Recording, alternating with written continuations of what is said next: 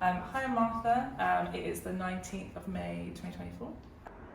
So my work explores themes of introspection in general. It's definitely inspired by autobiographical elements within my life of things that I've experienced previously with mental health. However, my work is not intended to be just an exploration of my own experience. It is more a conversation that I would like to have with a viewer about their experience as well, inviting them into the narrative. So often I have the reciprocal gaze where I'm looking directly, it's inspired by me, not exactly me, but this gaze is looking directly at the viewer, almost welcoming them into the conversation. I want to, I suppose, take away the taboo of the idea of anxiety being this completely negative experience, and how when you can struggle with mental health, it can be viewed as something that is very dark, but there's always this element of light within it, and that's something that I'm exploring within my work through the luminosity of paint. Almost this dichotomy between the two of them, showing or reminding myself and the viewer to leave space for both light and dark within our lives. Often through challenging experiences, it really encourages you to look within yourself and to work on yourself, which can often over time give you much better wisdom, a connection to yourself, connection to other people. And I suppose this is this onward thing I'm trying to convey through my painting, of this balance between pain and joy and healing and growth, etc. So my biggest influences, in general, it actually comes from a multitude of things. Some artists, being people I suppose like Peter Doig, in terms of his the way he paints and this ambiguity of forms. I really like Incandescent High, just for these fantastical spaces that she creates. I'm also really inspired by film, such as Annihilation, thematically something which I'm really interested in. I really like looking at books on botanical references, microbiology, in terms of surface and how that can be carriers of meaning and create as much narrative, just as much as symbolic objects. I'm focusing on creating a body of work that explores, I suppose, more of this multifaceted experience of having a sensitive mind. I want to explore feelings of pain, and also I want to explore feelings of growth through light and dark, as I said, but also just through different painterly techniques. I want there to be narrative within the work where you can follow the paintings and almost see very complex feelings being described, where there's ambiguity and there's this feeling of a multitude of emotions being present in one piece, just to convey to a viewer that all these things are more complex than we might think in our more black and white thinking.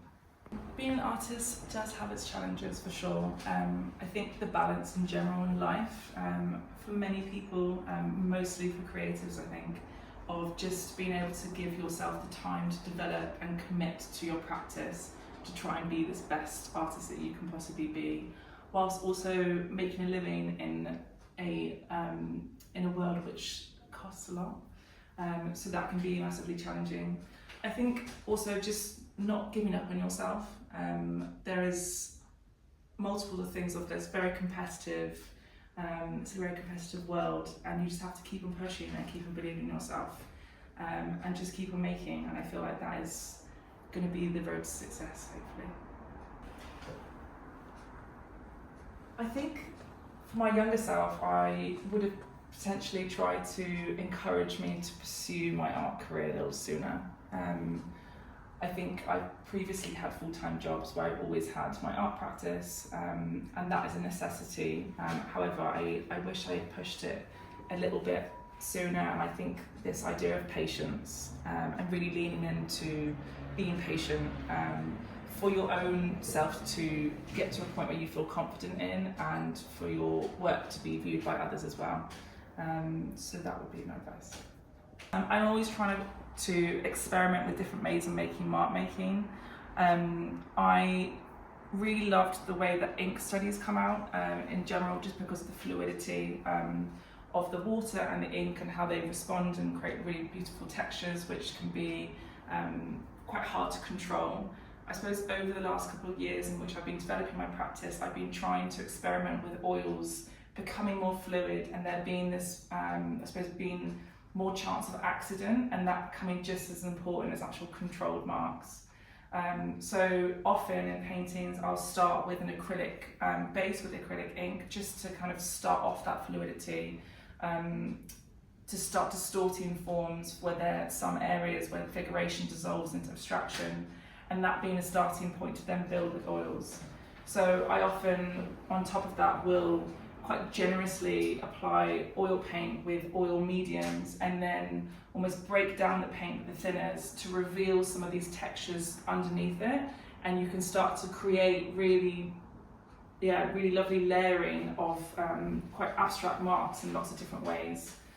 It's something I would like to continue experimenting with and exploring in the future, just to really have like a whole plastitude of different techniques I can use within my work to create surfaces that almost mimic bacteria growth, which I feel is a really effective metaphor for psychology in the mind.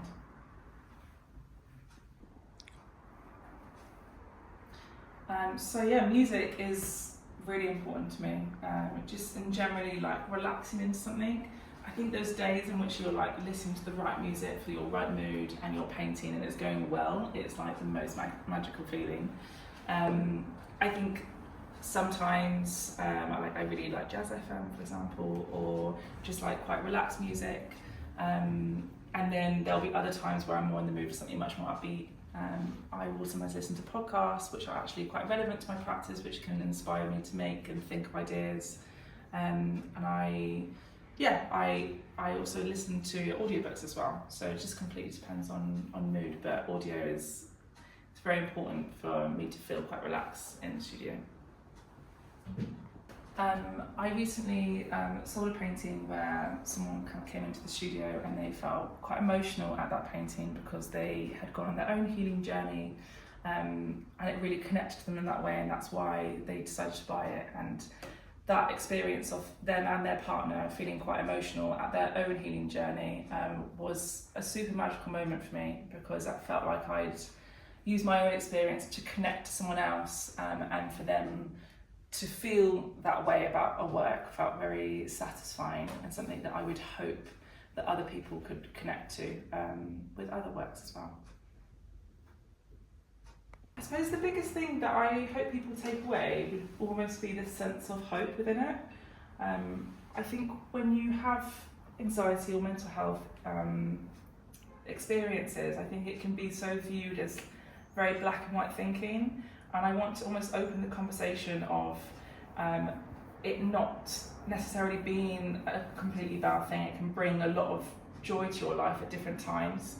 So I want people to feel hopeful. I want people to feel, I suppose, empathy. And yeah, I suppose maybe I would like them to question their own perception